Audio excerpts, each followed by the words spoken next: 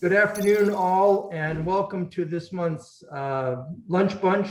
Great to have you here. We've got a lot going on campus as we start the semester. Ortiger Camp's been going on for a couple of weeks, and we got convocation today, the M Climb tomorrow, welcome barbecue. So everything is in full roar, and athletics are going to be highlighted today. We're really pleased to have Coaches Fickus, Mulholland from the soccer programs, and Coach Brandon from the football program. A lot of interest in this month's sign-up list. We've got a lot more attendance. So, gang, you're our prime draw. We appreciate that. For those of you that this is your first lunch bunch, we welcome you. For those that have been with us, we have a good program today, as I mentioned. Some of the questions you've sent in, we've included, so I think the coaches will address those as they go through their programs. And we've actually instructed them, because everybody we know has a lot of questions about COVID, that really would just defer that to the websites, and there's a lot of information out there, and we'd rather not spend a lot of time talking about that today, so that the coaches can talk about their programs, and we'll just defer you to other places to find out about some of the COVID rules and all that. They're dynamic and they're changing. So with that, and I know Coach Brandon's going to have to leave to a staff meeting here before the end, we'll welcome Coach Brandon and ask him to just give us an update of where we're at with the football program. Coach. Thanks, Bill. Welcome, everybody. Great to see. I see a lot of familiar names on the call, and obviously we're excited to do fall sports. None of us got to play last year, and I'm going on my seventh season. Well, actually sixth season, seventh year as a head football coach here at Mines, and we're really excited about this upcoming year. I think we've got a pretty good team coming back. We've had 10 practices already, and we had a good one this morning. And tomorrow we're giving the kids a day off. A lot of stuff going on campus-wise.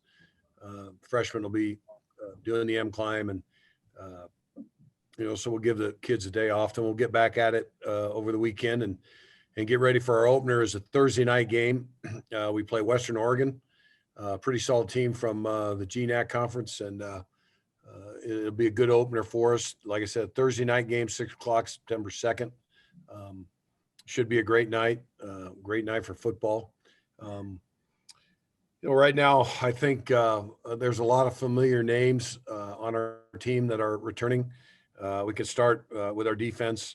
I think, our defensive line is most of those kids are back. And I'll just say this, I had six seniors that came back for their extra year that the NCAA gave us because of COVID, and 6 of those guys came back, and they're all starters, and it's just really exciting that those guys decided to come back, because most of them had jobs and could have gone on with their lives, and they wanted to come back and help us win another championship. And a couple of them are D linemen. Luke Jeter's one, Jack McAdams another, nose guard.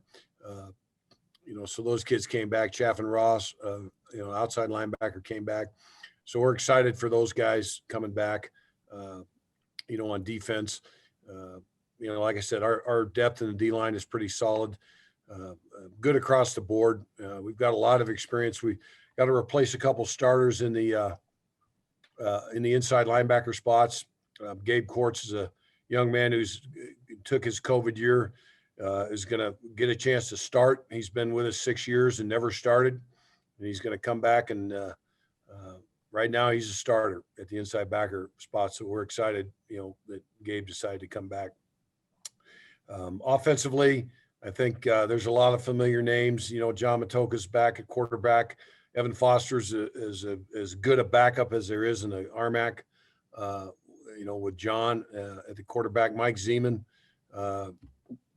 running back, is back. He came on strong in 19 when Cam Mayberry went down, and carried the load for us, did a great job. Receiver wise, got a lot of depth there. Josh Johnson is back. Number 2, he had a great season in 2019. Offensive line, we've got a lot of guys that have been in the program but haven't had an opportunity to play a lot together. We've got some experience in there from age standpoint, but not a lot of reps. So offensive line is that'll be probably our biggest challenge is when those guys get some more reps under their belt and more opportunities. I think they'll gel. And, I think your offensive line has got to play well for you to have a chance. And I'm excited for that bunch. They're hungry and they want to play, as is everybody in our program right now. We just want to play football and get on with our business. And I've got 130 on the roster right now, and they're all excited and ready to play football. So we're pumped. We are a kicker. Scott Marshall graduated. He's been our kicker, but Jacob Click has come on and done a really nice job. He's probably going to handle all 3. He's going to do kickoffs, punts, and field goals right now. But we've got a young freshman, Matt Ike, a local kid from Broomfield, who's solid, and he's going to keep pushing. He might play as a true freshman. We'll see how that goes. So kicking game's solid, and we're just excited to play football again. So that's where we're at right now. Hey, Coach, I've got a question for you. Yes, sir. With 130 players, and I know how big that locker room is, how do you in your meeting area? That sounds like that's more people than space. How do you manage that? Well, we got 130 lockers. So wow. Everybody's got a locker. And I kind of like a big roster. School's hard here. You know that, Andy, right? School's hard. And, yeah, and football is such a physical game. You deal with injuries and, our roster is a little top heavy right now. This is the most I've ever had, but I understand too that, kids came back. Some of these kids came back for their, for the COVID year. And I don't cut anybody. I've never done that. I don't believe in that. And I'm giving all these kids an opportunity to earn a spot. And, they're all competing really hard right now. And it's just fun to coach them all. Coach Bill Zisch here. Hey, I know that some of us are aware and participated, but with these, I'll call them 5th-year seniors coming back, you had some challenges with regard to funding and being able to support all of them. How'd you kind of work that out? Well, we got a great donation. I sent an email out last between Christmas and New Year's, just explaining the situation that the kids that wanted to come back, there was no money for them, and some donors really stepped up big time, almost to the tune of over $500,000 we raised in that week, and I'm able to support the kids that wanted to come back and also bump some of the older guys as well. I think people need to understand that when the NCAA, in their infinite wisdom, granted everybody a extra year, it's across the board. So I've got current 5th-year seniors that might want to come back for a 6th year. So it's roster management, for the next 2 to 3 years for us that is going to be challenging. And certainly to get that huge bump in funding for scholarships, I can't thank the donors enough. And they did a great job stepping up for us with that.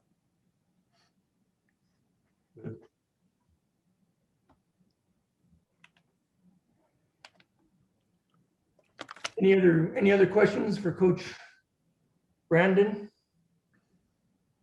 Hey, Coach, Brett Bacon here. Just a quick question for you. With all the expanded roster and the seniors that were leaving but got the COVID relief, has there been any adjustment to the amount of scholarships you're allowed to give from the league? No.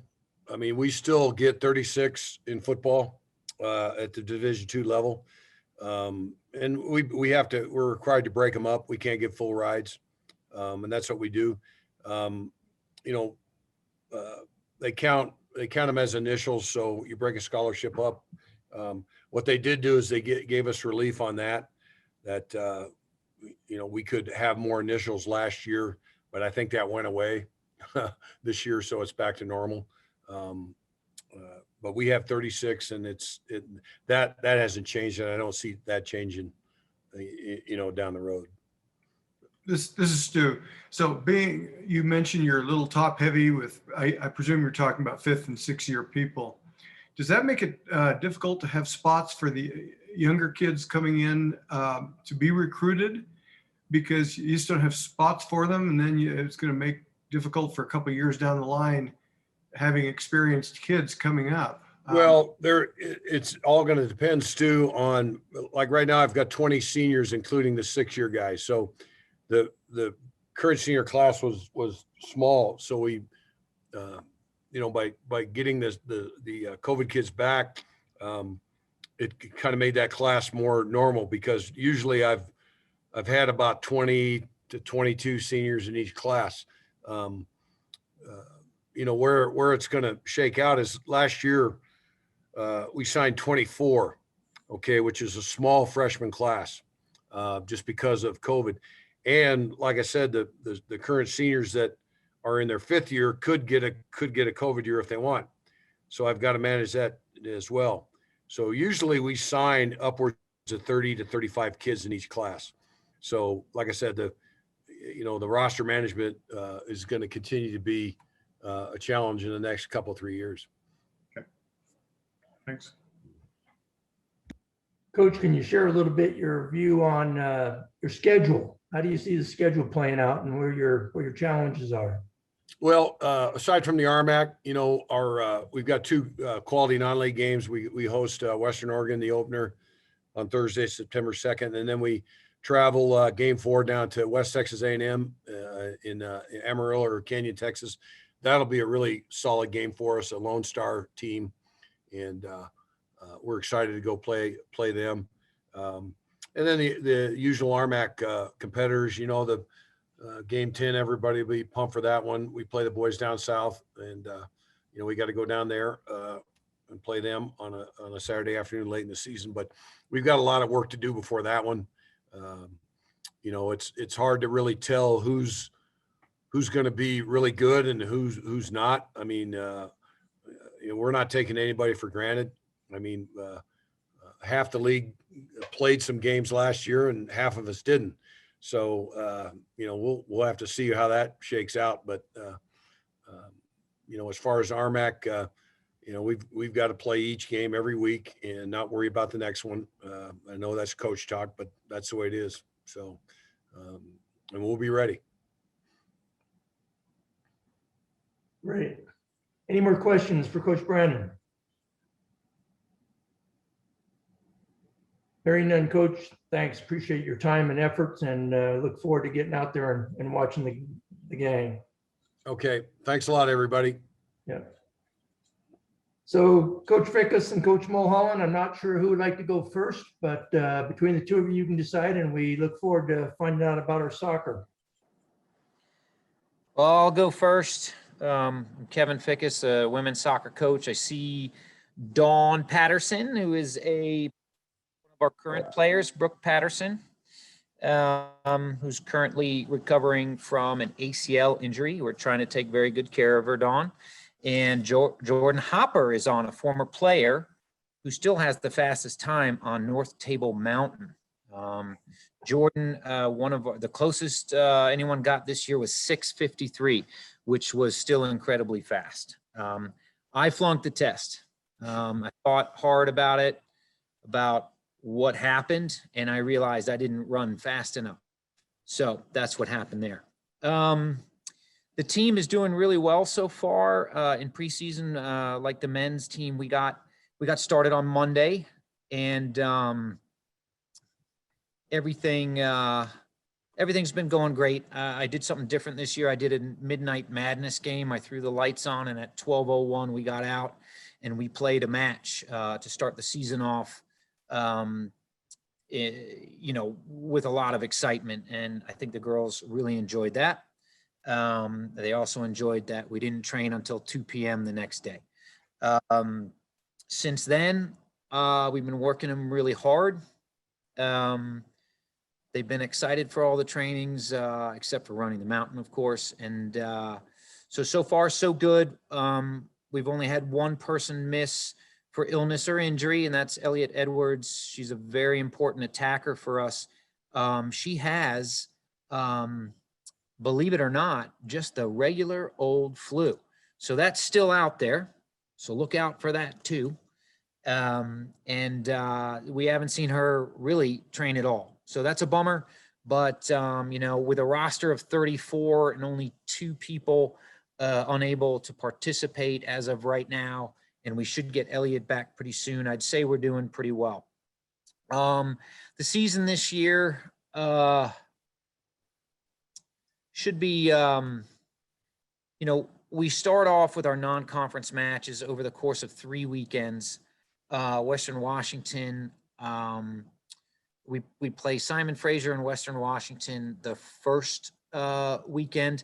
I'm not sure Simon Fraser's going to make it here because they're a Canada team, a Canadian team. So I don't know. I think if they leave the country, when they come back, they have to quarantine for 2 weeks is still the law right now for them. So I don't know what's going to happen with that game. The Western Washington game is our second game, and they are a perennial powerhouse, and in my mind are frankly the class of D2 and have been for a while, you know, Grand Valley State notwithstanding. The next weekend, we really have one of our toughest seasons this year in terms of the schedule, because in the conference, we have all the hardest travel away this year. So Mesa and Salt Lake City, Fort Lewis and Western, and the 2 weekends following our first weekend against Simon Fraser and Western Washington, we go to Texas, and then we go to Florida. So we're going to 2 very hot environments to play really good opponents, especially when it comes to Texas Women's University and Dallas Baptist on the second weekend for us. So really important region games in terms of making the NCAAs.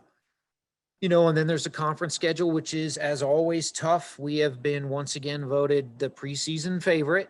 So I don't set much stock in that because nobody really knows what's been going on. When it comes to COVID, people who have the COVID waiver, nobody came back. They all took their $80,000 plus job a year and ran. And we said, we love you and congratulations. As of right now, speaking of that, I don't want to get bogged down in the COVID talk, but I only have one kid who for sure is coming back, and she's going to start her master's in that semester. That's, you know, so I don't really predict that many women's soccer players will hang around, which you could attribute to them being practical or just hating me. So, you know, take your pick. And then excited about the season. It's always good to it's great to play. And it's great to be out on the field with the girls just training. I'm taking every day, just like Coach Brandon said, you know, I know this is coach talk, but we take it one game at a time. And really, I take it one practice at a time, especially in our current situation. We do not know really what's going to happen next. Nobody does. So I'm trying to be grateful for every day out on the field. Even when I was suffering up North Table Mountain with my players, I was to appreciate it, which was very difficult, but I thought I did a pretty good job. And yeah, that's, you know, we've got good players. I'm really excited about the team. Last 2 years of recruiting, I think, has been really, really good. But you really don't know how good a player is until November. People always ask me about my recruits. I say, I'll tell you in November. And for some kids, I'll tell you in 3 years. So we'll see. But again, I'm excited about the season. I'm grateful that we've gotten a good start, and I'd open the floor to any questions if there are any. Kevin, how big is your roster, the women's team? How many women are on the team? We have 34, 28 lockers. Mhm. It's all about locker to player ratio. Yeah, it's Okay. not that good. I'm kind of, we do cut players if they're not striving anymore, but if we bring them in, I don't believe in cutting them unless they're not improving. They're not striving. Mhm.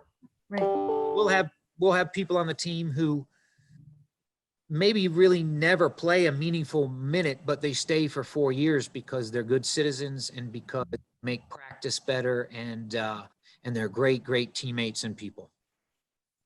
So sometimes we got to share a locker. It's all good. All good. So Coach, thank you for joining us today. Thanks for doing this.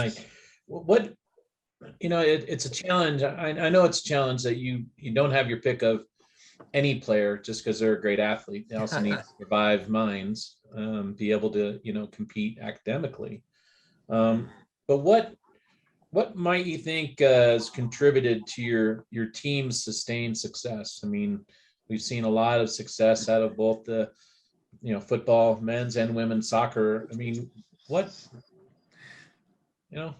has that happened? It's great, but I mean, what do you think are some key elements? I mean, it's me. There, well, good start there, right? Come on. Sorry. I That love was, it. you set me up, and I took a swing. So anyway, I couldn't resist that. It's true, Andy, that we don't have our pick of the athletes. Being our recruiting window is just this small. I don't really seriously consider anyone with less than a 3.6, 3.7 unweighted GPA. Just because I don't want to set people up for failure. We really have to spread a wide net, look at a lot of players in our recruiting process. But one of the advantages we do have here, because at Mines, you better look for your advantages. You better look for your silver lining. Bottom line, your standard kid who comes here, they do know how to work. They're aware of how academically rigorous we are. They know it's going to be a step up, although they're still mostly surprised. And if you're coming to Mines and you're able to go to Mines, and really in the case of most of my players, 98% of my players get academic merit money, because that's a way for us to stretch our scholarship dollars. They're aware of how to work. And I think that's probably the best attribute really of any person, and especially student athlete, is ultimately the ability to work. And the coaching staff has that ability as well. I don't think I'm brilliant. I think I'm a hard worker. I think I stay after it for the most part. I think I concentrate on the basics, the fundamentals of the game. And that's, everybody here knows that's vitally important. I have an excellent assistant coach, Shannon DeVue. I've just added to my coaching staff. And I'm really excited to welcome April Cater on board. So I have another full-time professional coach on my staff. So I'm really excited about that. We're going to be able to really coach the players up even more. So I think those are the reasons.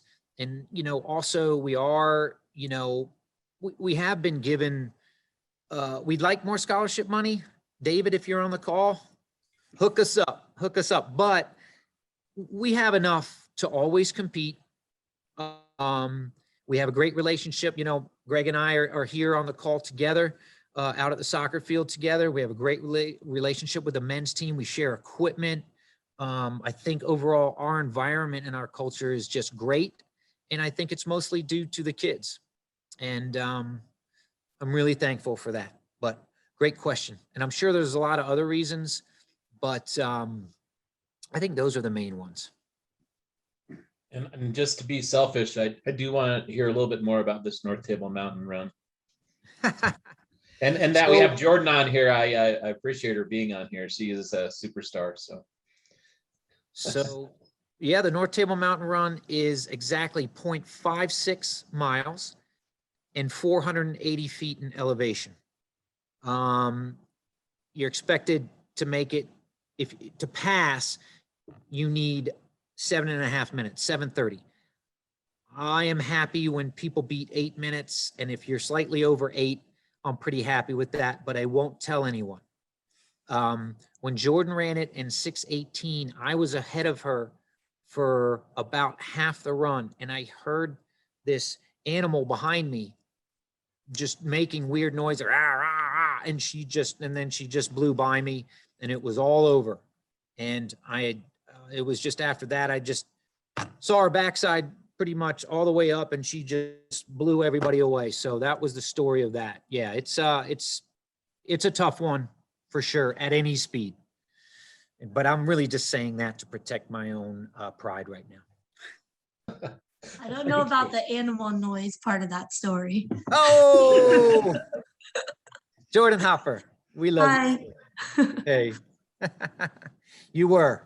I think you were going, I'm going to catch that guy. There's no way he's beating me.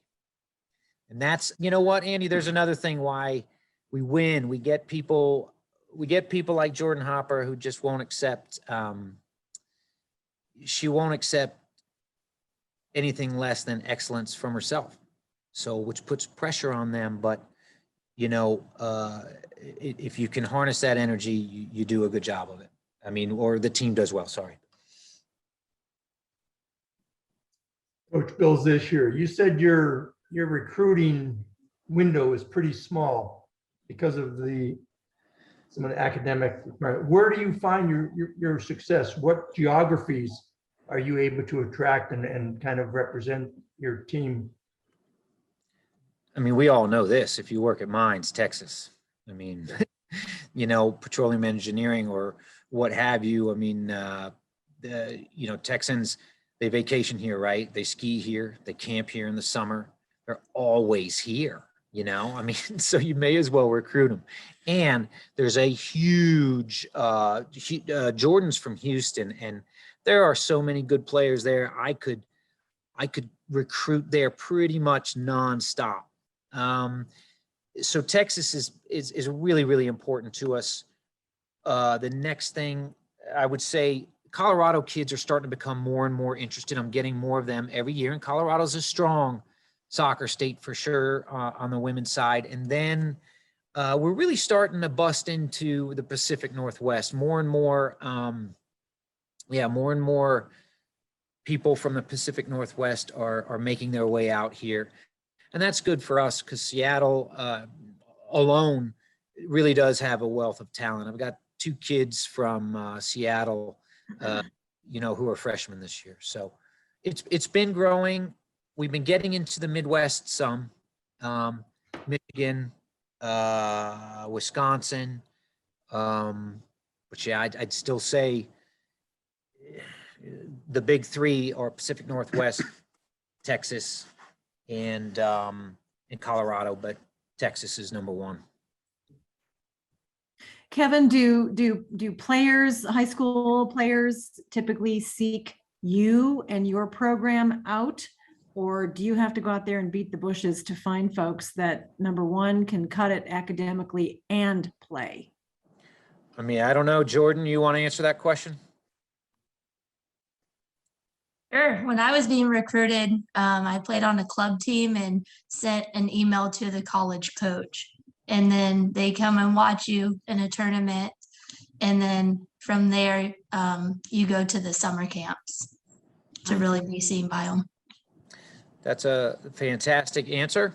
So we do use summer camps for sure. And the other thing is typically there's not a lot of cold calling, Ruth. I mean, kid is talking to us, it's because she wants to have a STEM education. Mhm. You know, we do get a lot of emails where the kid says, I'm really excited to, first they misspell my name, but then they excited to come to Mines and study psychology, which just gets the delete button Yeah. pretty quick. Yeah, yeah.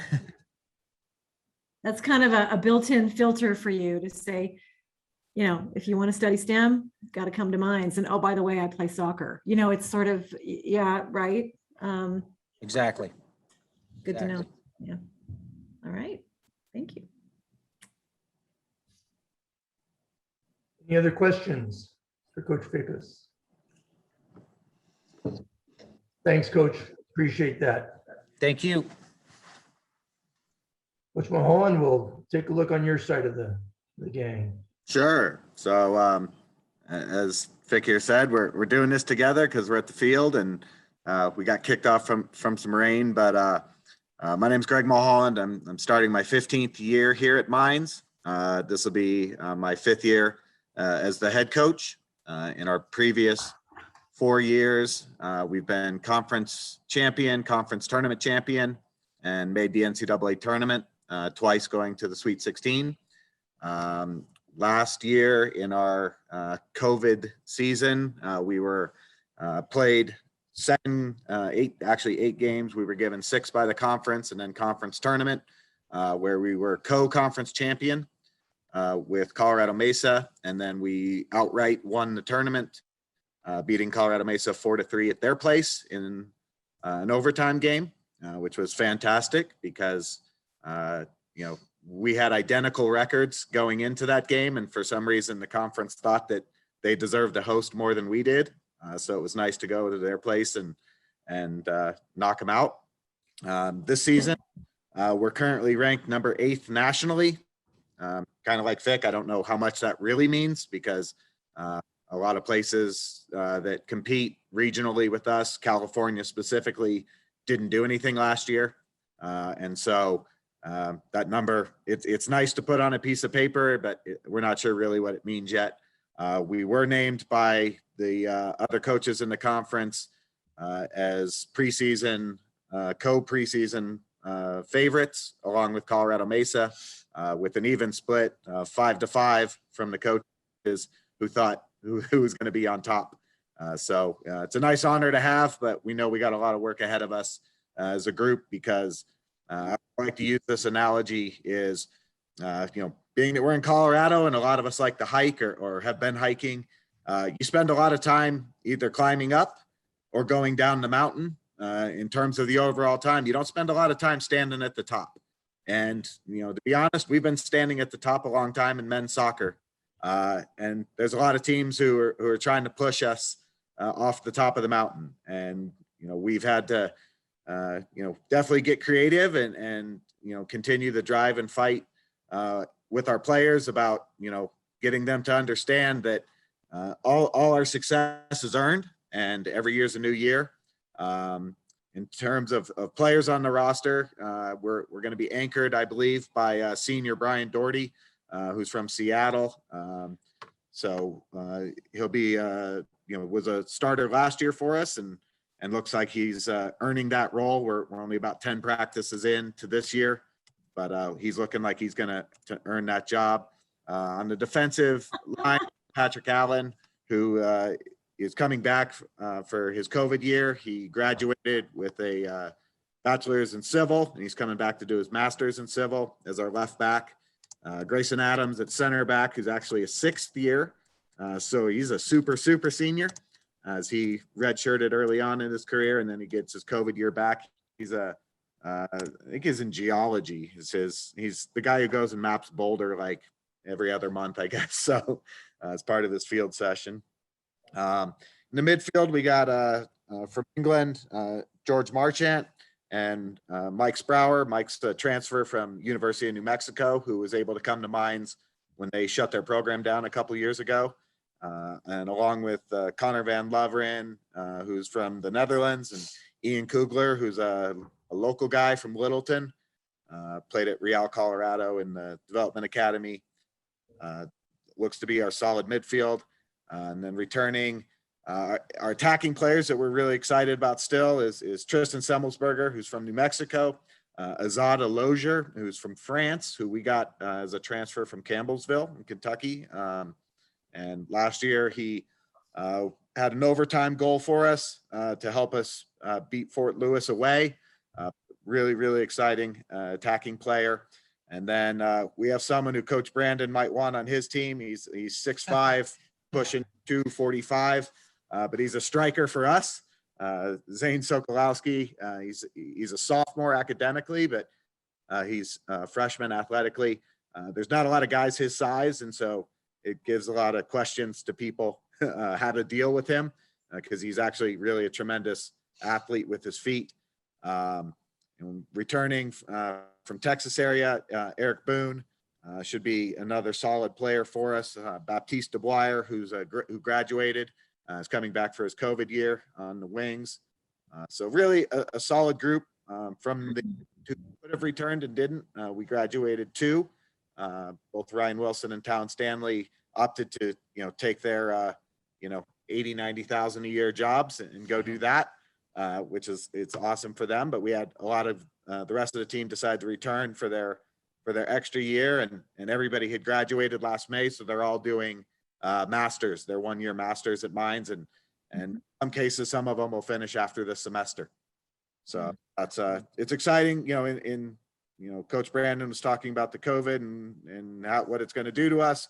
And that's something I think has been a benefit and a positive for us, is to be able to offer players who've really helped us win those 4 championships an opportunity to come back and earn a master's, while they're still young, and the school having those types of programs where those 1-year masters are attainable, I think is really going to help our continued success on the field athletically.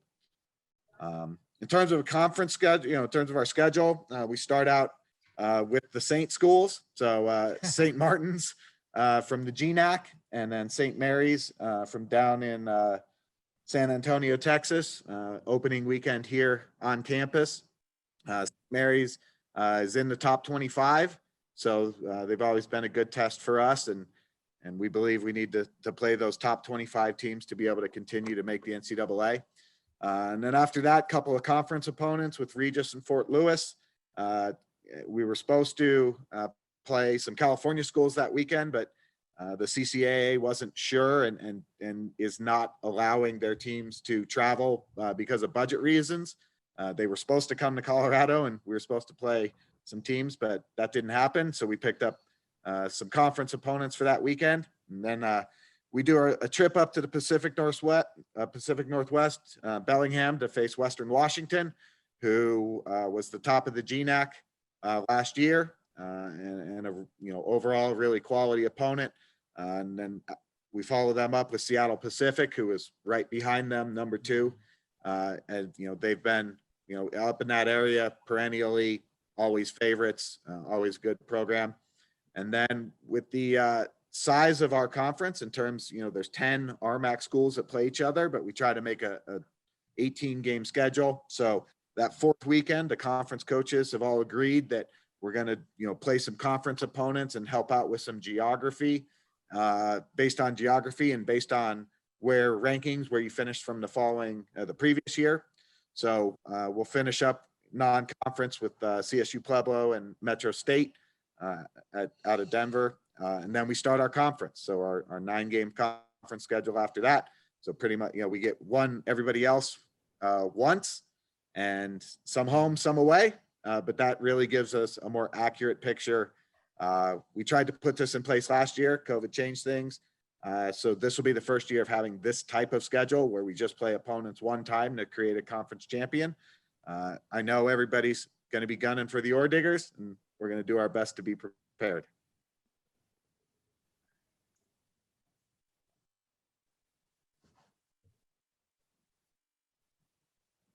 Questions for Coach Mulholland? Coach, I might ask you the same one that I asked Coach Fickus, as far as your recruiting and where you're picking up most of your players from right now. What's the geographies there? Sure. It's very, very similar to Fick here. Is we try with Coach Clint Moore, my assistant, we try to target the Colorado kids first. So, we're looking at, in the club scene, we're looking at the kids from, Real, Colorado, the Colorado Rapids, and then, the Colorado Springs kids from, Pride, Colorado Rush, the Fort Collins kids from Arsenal. We like to target them first because, they do play high level soccer in Colorado at the club level. And we want those guys to stay here. We don't want to see the Colorado kids, especially the ones who have the academics and the interest in being engineers. We don't want them going to other places. I don't really want to see them in the Ivies. I don't really want to see them at Stanford. Really, those are the types of schools that we recruit against. There's not a conference opponent I feel we recruit against because really, no one has our academics. And, South Dakota School of Mines and Technology, I know they have a similar academic role, but in terms of their soccer performance does not equal what we do. So we're not really recruiting the same type of players. I always feel like we're recruiting against Stanford, who's won 3 national championships in the last 5 years, 6 years, I guess now. And I feel like we recruit against the Ivy Leagues for those types of students and the players who can compete at that level. So we go after those Colorado kids first, the Western US second, and then we got some internationals on our team. It's the rest of the world. So, we're excited. We like to have our variety. There's good kids everywhere. They just have to be the right fit for us. And, if you want to, I'll kind of bump into that next question that Fick took, which was, how do you have this sustained success and what do you attribute it to and all that? And for me, it's character. It's the character of the kids. High character kids don't get us fired. They're going to take care of business in the classroom. They're going to take care of business on the pitch, and they're willing to do what it takes in our process. We always say we kind of put up the framework for the house, but they get to decorate it. So, and that comes with their character and who they are as people and their drive as individuals to, not only be, brilliant in the classroom, but also brilliant on the soccer field for us.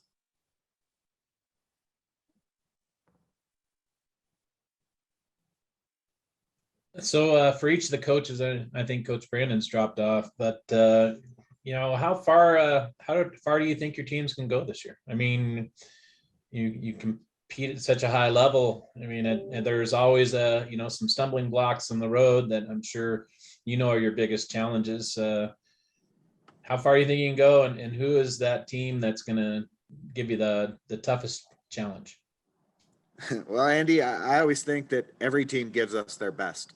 And it's that top of the mountain mentality. So, whether it's, for us in the men's side, it's Colorado Mesa, it's Fort Lewis, it's Regis, it's Pueblo, they're good teams, they're quality programs. They have good coaches, they have good players, but, the teams at the bottom of our conference still give us their best shot. And there are no walkover games for us because everybody is always giving us their best effort because it really does mean something to beat the best. And right now, we are those programs, and we are, as far as even as an athletic department, we are that as the athletic department, irregardless of what sport you're talking about, volleyball, cross country, football, men's and women's basketball. It doesn't matter. Everybody wants to beat the Ore Diggers. For us, we set our sights at, for soccer this year, it's pretty cool. The Final Four for men's and women's soccer at Division II is going to be held in Colorado Springs at the Colorado Switchbacks new stadium that just opened up here about 5 months ago. So I said it once to my team, it'd be really cool for a team from Colorado to be playing the second week in December in Colorado at altitude. I couldn't think of a better program suited for that situation. But, we don't put that as something we look at every week. It's day to day, it's session to session. If we can work on that 1% in the moment, the results will take care of themselves. And this sport, soccer, is unique. We as coaches don't have as much control as we would hope we don't get timeouts in the game. And, you know, once that clock starts, those 45 minutes tick by, and, you know, we can yell from the sideline and make some substitutions, but it's a player's game. And we try and instill our players to make the best decisions for success. And it's unique in that way. Great. That's what you call a good answer. Great answer. Great answer. I mentioned this in the chat, but I just wanted to reiterate, you know, we've got alumni everywhere, and some pretty active M clubs in several of the cities that you're planning to compete in. Of course, here locally, that's kind of a no-brainer, but when you hit the road for Western Washington, you're playing, you know, in Bellingham, or you're playing in Seattle, we've got some great groups up there. It might be fun to reach out to those alumni leaders and say, hey, y'all, you know, gather your local Ore Diggers and come out and support our Ore Digger athletes. It'd be a really fun activity for them. So yeah, I will be keeping an eye on the schedule and try to make that happen. Nothing better than having your own, you know, cheering section, right? For local folks that are out there to support y'all. So see if we can make that happen.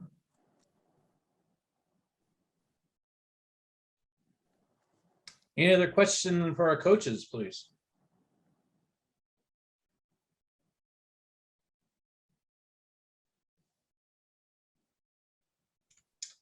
Well, I know we lost Bill. He's coming back down to campus now, and but I want to thank both you coaches for being here. I appreciate all the effort you put into just producing these championship teams, and not just championship people. You know, you look at someone like Jordan and the other athletes who have graduated and become alumni of Mines.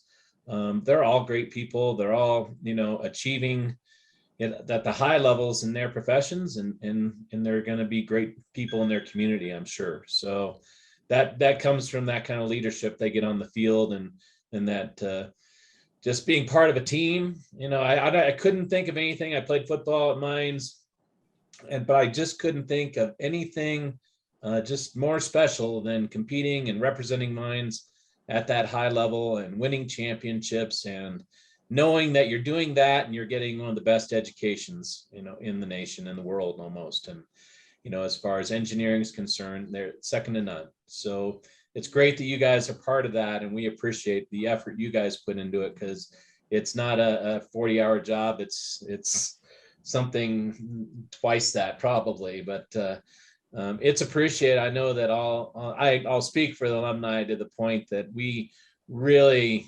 enjoy seeing our teams win and seeing the success that they're having. It doesn't just mean a lot for the school, it means a lot for us personally. So I want to thank everybody that made it to the call today.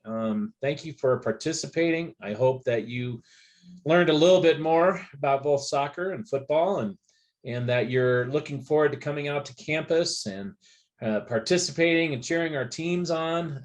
They have spectacular facilities that they play in. Always a very enjoyable time.